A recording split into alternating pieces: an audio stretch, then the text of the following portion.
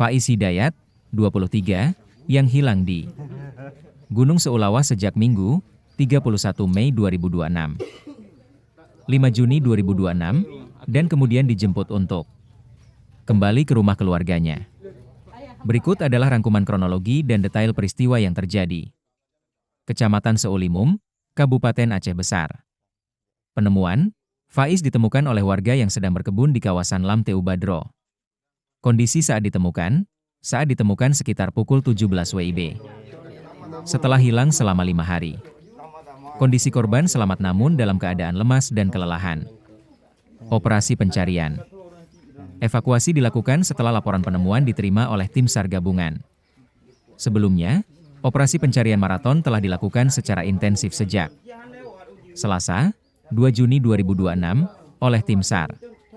Perluas pencarian pendaki asal Aceh Utara di Gunung Seulawa dengan dukungan drone thermal, anjing pelacak, dan dibantu oleh anggota Umpal. Unimal turun bantu pencarian pendaki hilang di Seulawa Agam.